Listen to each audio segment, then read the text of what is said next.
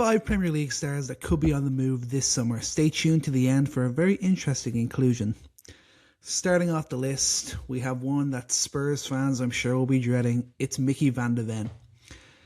Somehow has managed to still look excellent in a Spurs team that is really, really struggling. He looks to have put those injury issues he was dealing with last year behind him.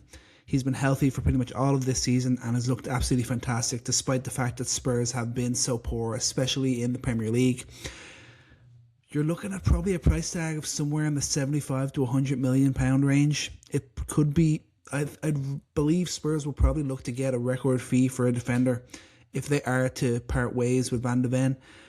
There's been some rumours of unrest, and you could understand why. Like, this would be a second year in a row with Spurs finishing in the bottom half of the table, thinking more about relegation than they are winning the league. Like, that's not what Van de Ven signed up for. That's not what, I guess, the level that he believes that he should be playing at. Only 24 years old. He has a contract until 2029. So any deal will be very difficult to pull off. A team would really have to break the bank to go and sign him. But you think about that price tag and you think about the fact that Wesley Fofana went for £75 million. Then you start to think, okay, 75 million more, 85, 90 million for Van de Ven probably makes sense because he's a far better player than Wesley Fofana ever was. And look at what's happened to Fofana now. Like, a really bad decision from Chelsea to pull the plug on that deal. But Liverpool feel like the obvious choice.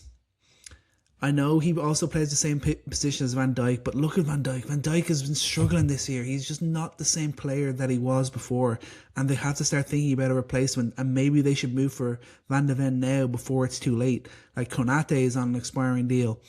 Like I said, VVD has his question marks, and Giovanni Leone, the young centre-back that they signed last year, still just 19 years old and also coming off a serious injury. I believe that they have to make serious investment in this position, and Van de Ven feels like the clear and obvious answer.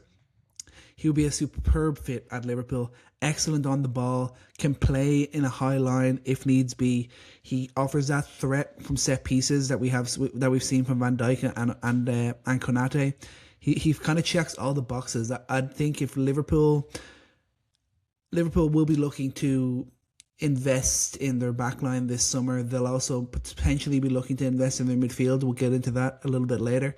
But Van de Ven has to be the number one target, I think, for anyone looking to seriously invest in their backline, because I think he probably is the best centre-back who's not playing for Arsenal or a Real Madrid or like a Bayern Munich at this very moment. He is right up there, and I think he would be a great replacement for Van Dijk. Not sure if they could play together. We obviously know we've only seen Van de Ven really play on the left side of at centre-back with the same as Van Dijk, but in the long haul, who knows how quickly, like, if we're seeing this from Van Dijk this year, what might next year be like? What might be the final year of his contract be like? I think now is the time for Liverpool to invest. I think they should go out and get Van de Ven. I was saying earlier in the year that Semenyo would have been a great replacement for Mo Salah. Liverpool didn't pull the cord on that one. He's now at Manchester City, so that won't be happening. But I think they should be looking ahead and looking to replace Van Dijk now. Whether or not they can play together, that one will have to remain and see. But I think Van de Ven, they should look to replace Van Dijk now and be set up for the future there, because Van Dijk is going to be really hard to replace. He'll leave such a big hole whenever he does leave Liverpool. They have to be signing the best, and I think that is absolutely Mickey van de Ven for sure. Next up, Elliot Anderson, Nottingham Forest star midfielder. He's found a place in this England team now. Looks likely to be the partner for Declan Rice in the midfield for England at this summer's World Cup. Only 23 years old, under contract to 2029. This is going to be an expensive deal. He's also English. The English tax kicks in there. Looking likely to be 80 to 100 million. Likely, I assume Forest will look to get at least 100 million. Then you have the idea of relegation lingering over their head. That would probably be devastating for Forest, but huge for the clubs interested in Elliot Anderson, because that would probably knock a bit of money off the price for sure. If the club were to get relegated, I don't think they would be able to get £100 million fee for him. It would probably drop to somewhere closer to 70 or even less than that. But at the moment, if Nottingham Forest stay in the Premier League, they will absolutely be looking to get 100 million. Not saying he'll definitely go for that, But I think that'll be the starting point where you end our conversations, and then you look to work around from that. And I think the team that are absolutely going to be going and doing that is Manchester United. He feels like the perfect player for Manchester United, the type of midfielder that Manchester United have been crying out for a long time. Good quality on the ball, but most importantly, he protects the back line. He's always there to break up attacks. He's always there to get a foot in. He always seems to be in the right spot when the team is out of possession. And he can also start attacks. He can also create chances. He's got quality on the ball. So he's not just a one-dimensional player. He's not just a defensive midfielder. He also has quality on the ball, which I know Manchester United are eager to find, because that's what Casemiro has. Casemiro has got excellent quality on the ball. He's the guy that Manchester United are effectively trying to replace. And I genuinely believe that Elliot Anderson could be a great replacement for him. It's going to be a tough deal. Manchester United maybe not be at the front of the queue. Especially if he goes on to have a great World Cup. That would even only add to his reputation, only add to his price tag, get other teams interested, drive the price up. That's what Forest will be hoping for. That's what Manchester United will be dreading. But I think he is the guy that they're going to target. I think he is their number one option. We've heard about how Manchester United are going to be going in for a midfielder, how they might even go for two. But I think if there's only the one, I believe that Anderson will be that top target, and having him in the midfield next to a guy like a Kobe Manu, a guy who's just more adept at getting around the pitch, still has that quality on the ball, but his main strengths come out of possession, whereas Kobe's come in possession. I think that could be a perfect balance. It's going to be super interesting to see what Manchester United try to do this summer. But Elliot Anderson has got to be at the top of their list. Won't be easy, but Elliot Anderson is a serious player. He belongs at a better club than Nottingham Forest. No offense to you Forest fans out there, but it's been pretty grim this year, and unfortunately your owner feels like he's willing to take this team into the dust with his own ridiculous decisions. But yeah, hopefully for Forest's sake they don't get relegated. I know some Forest fans, I'm not rooting for them to get relegated. They've been a good addition to the Premier League, but I also feel like this owner needs to be punished for some ridiculous decisions that he's made. But yeah, Elliot Anderson to Manchester United. I wouldn't say no. Next up, another English midfielder. It's Adam Wharton. Again, another player that's likely going to go for 80 to 100 million. If Elliot Anderson's going to go for that, Palace are absolutely going to ask for the exact same for Adam Wharton. 22 years old, contract until 2029. This feels like the end of Palace. Obviously, they lost Eze last year. They lost Elise previously to that. Now Mateta is on the out. Now Glasner's going. They've lost Gahey. And it feels like Wharton could be that final like nail in the coffin. Like, why would he want to stick around for this? It just feels like the tide has completely turned to Palace, and unfortunately, they're going to be moving forward. They're going to be looking down rather than looking up, and it's sad to see because they've done great things. Their chairman Steve Parish has really tried to do everything he can to turn Palace into a serious threat in the Premier League, a consistent Premier League force, a team capable of potentially challenging for cups, potentially challenging for those European places year on year. He's done all he can, and unfortunately it just feels like it's come to the end of that cycle, and I think Wharton will be moving on this summer. It's going to be interesting to see if he can pip Elliot Anderson to get that spot in the starting role in England's midfield. That's going to be an interesting battle to watch for the rest of the year. It feels like, I know England aren't going to have any competitive games before then, so that makes you kind of think that Anderson kind of has the edge on Wharton for right now, but Wharton is an extremely talented player. What if Elliot Anderson was to pick up an injury? Maybe Wharton could slot in then. He is very much a similar type of player to Michael Carrick, and I hope he gets more appreciated in an English shirt than Michael Carrick ever did. Has excellent football intelligence, real high quality on the ball, not much of a goal threat. He's more of a controller in the midfield, but also capable of doing a job. We've seen him do man-marking jobs at Palace. We've seen him look really, really incredible. And I just love the way he plays football. I love his ability on the ball. And I think it's going to be interesting to see who's at the front of the queue for him. It kind of feels like Liverpool might be the team that he goes to. I don't know if they're going to be willing to invest as heavily as they did last year. Like, Liverpool spent a lot of money last year, and I've already just told them that they should be going to get Mickey Van de Ven, who would cost the best bones of £100 million probably. And now I'm asking them to go get Wharton too, but this feels like a good fit, especially if the rumours are true about Alexis McAllister and how Liverpool have grown frustrated with him and are maybe looking to replace him this summer. There's been a bit of talk of that recently, and you have to admit McAllister has underperformed so far this year. And then you look at like Gravenberch, still such a solid player, and Szoboszlai, who's having the best season of his career, arguably, definitely his best as a Liverpool player for sure. And you're looking around and thinking, would Liverpool be willing to pull the plug on this one, to pull the cord on this one, I should say? I'm just not so sure. That's the one he's been linked with to the most. But I also think that both Manchester United and Manchester City could also get involved in this. He is a fantastic player, English player, so you're going to pay that English tax, of course.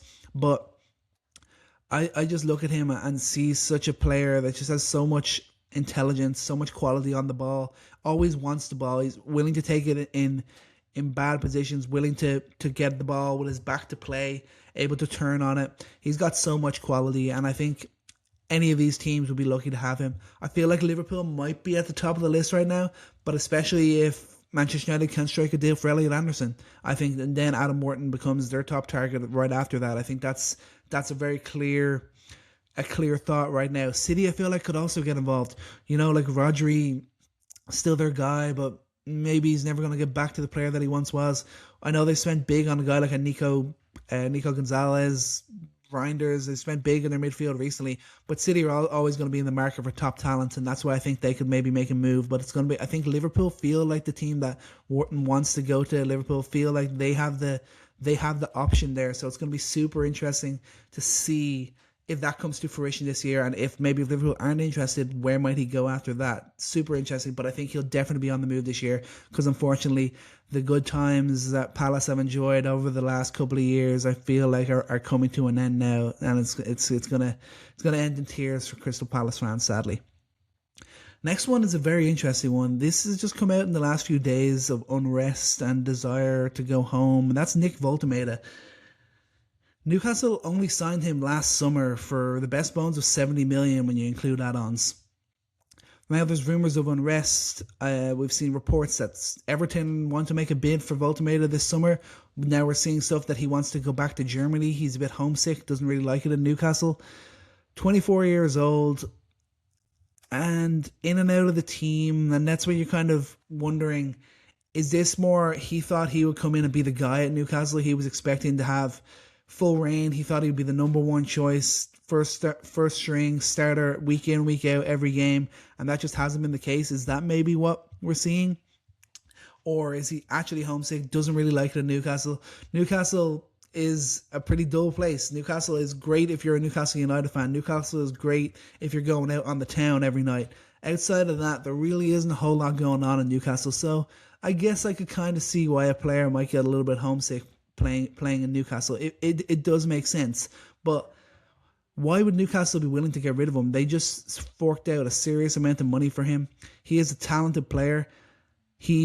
I've enjoyed what I've seen from him. I know it's been inconsistent, but some of the goals he scored, some of the all-round play so far this year, I think there's a real player there. So I think Newcastle got to do all they can to make him feel more at home, to put these rumours of unrest to bed as quickly as they possibly can. I wouldn't want to see him leaving so soon, and I don't know what Newcastle would try to, like, what position Newcastle would be in to be able to make that happen.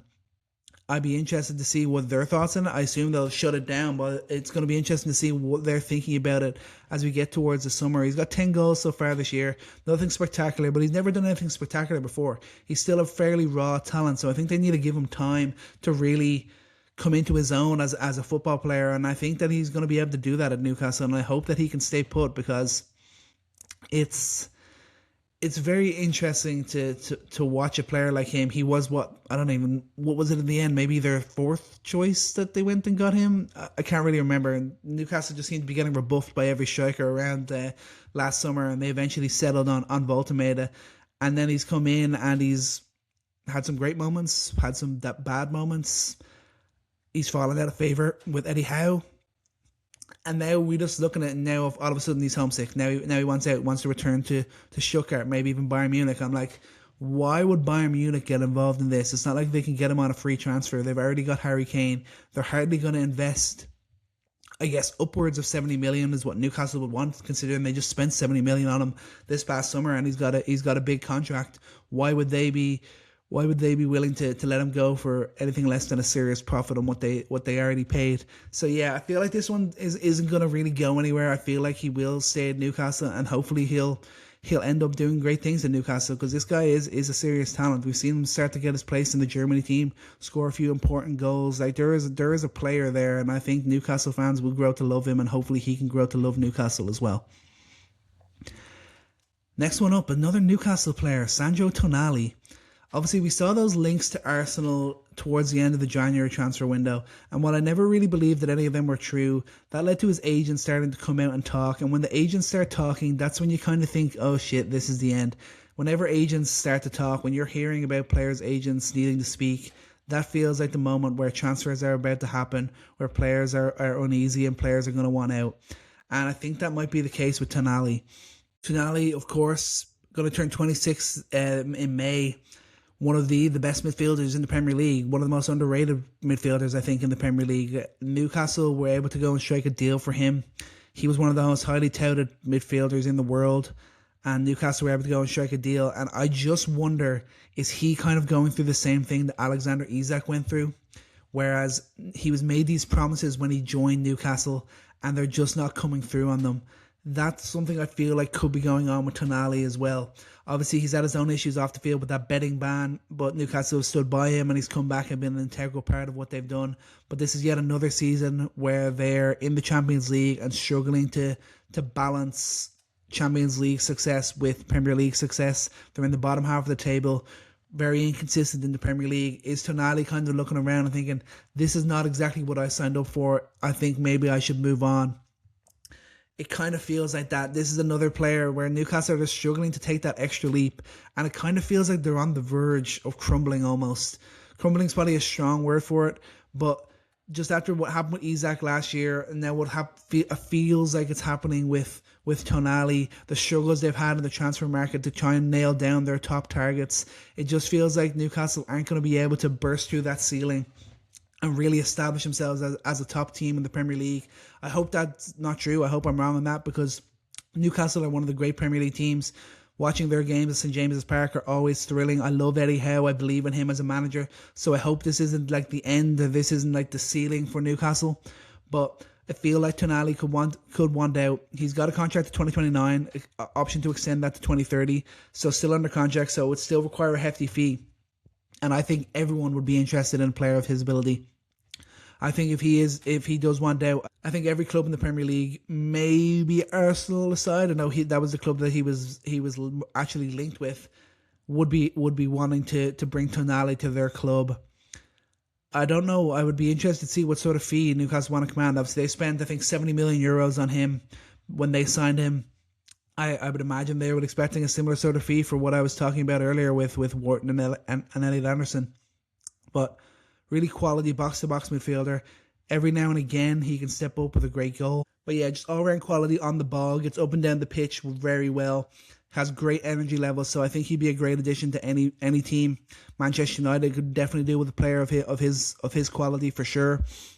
I don't think he'll be top of their list. I still think that would be Elliot Anderson. But we've seen this guy play at a higher level. We've seen him play at a team that are up the top of the Premier League. We've seen him play in the Champions League. So maybe that could sway their minds a little bit as well. Liverpool, I think he would be a great addition to their midfield. Manchester City, like I said, they're always going to be in the market for top talent. Maybe we could even see a return to Italy for this guy. I don't believe that to be true, just especially what we're seeing with Italian football this year. It's not been so great, especially in the Champions League. But yeah, I'm just, this is going to be a tough one. I hope I'm wrong on this one. I hope that this is not the case. I hope that he stays in Newcastle and Newcastle can figure out a way they can burst through that ceiling. They can afford. I still don't know why they haven't really changed their wage structure. That's something that that's a reason why Spurs have failed to really break through, because they're unwilling to change their wage structure. That's what you have to do in order to get the best players. You got to pay the big bills. I'm not sure how much of that has to do with PSR, and if that's something they're going to slowly build into. That's the most interesting part of all this, and I think that's where we're struggling to see what the vision is with Newcastle really. But yeah, Tonali, interesting one. Hopefully he stays in Newcastle, because I love what he brings to Newcastle and I want Newcastle to be better. But yeah, I think this summer he could be on the move for sure, and I think everyone would be interested if he is.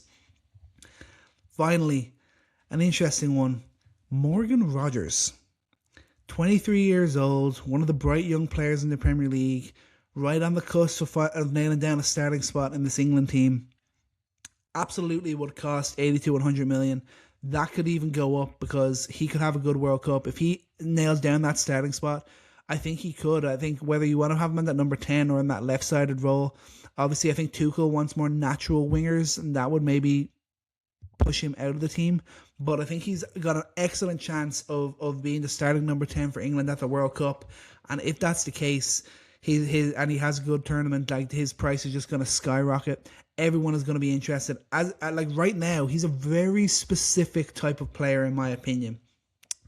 He kind of just goes about his business very quietly. He is an excellent goal scorer, excellent like dribbler, presses well. He's an aggressive attacker, but he's not really one that's going to be involved in every single facet of an attack. He's going to be the guy finishing the attacks. He's going to be the guy that produces that spectacular finish out of nothing. We saw that especially when Villa played Manchester United this year, when he just turned up, did nothing the whole game, then turned up with two superb goals to win Villa the match. And I think that's just the type of player that he is. He's got that clutch gene. He's got that ability to score goals and that ability on the ball. Not necessarily the most creative player, not the player that's going to really demand the ball and pull the strings for your team, but when you need a goal, when you need something out of nothing, that's when Morgan Rogers is going to step up. And I think if we see him have a good World Cup, if he's able to nail down that starting role, I don't think anyone's going to be able to ignore his quality. We've heard rumours of interest from Spurs. I don't really see why he would leave Villa right now to go and join Spurs. Like, I get it. Spurs are in this great stadium. It's London. But outside of that, I don't see why you'd leave a Villa team who are in third place right now, looking good to be in the Champions League next year after being in it last season, and a very competitive team. I feel like Villa are closer or on the up, whereas Spurs, I don't know where they're really at right now, so I don't see why Rodgers would be interested in that move. And then you look around at the rest of the teams, I feel like Liverpool won't be willing to spend that money on an attacking player after the money they shelled out last year on attacking players. And I also don't think he's a great fit for that team at this very moment. And then you look at Manchester United and you're kind of like, are they still looking to replace Bruno Fernandes? But is Morgan Rogers really a direct replacement for Bruno Fernandes in terms of chances created, in terms of the all-round play? He really isn't. So that wouldn't be maybe the best move for them. But this is a guy who can score goals in his 2 full seasons at Villa. 24 goals, 23 assists. This is a guy who gets the job done, who puts up the stats, he puts up the numbers, and I think Manchester City might be the best option for him. They might be the team that would be willing to pull the string on this one. I get it, they've just invested in Semenyo, and you could make the argument that their front three is Semenyo, Haaland, and Shirky. But Shirky, of course, has been in and out of the team. Foden really has not found anything close to the form that he once did. I know City were willing to get rid of Rodgers before, and I feel like he's somewhat a similar player to Semenyo in terms of he likes to just kind of float around the forward line. He likes to have that freedom. Not sure if Pep will be willing to give multiple players that freedom in his forward line to just kind of go around and do whatever they wanted.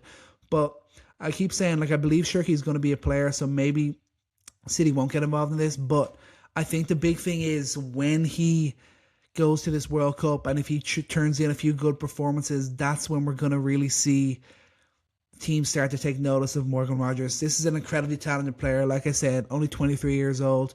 He's got this great ability to score goals. He can do it from distance. He can do it in the box. This guy is a goal scorer. He is such a talented player, still so young, still so much room to grow.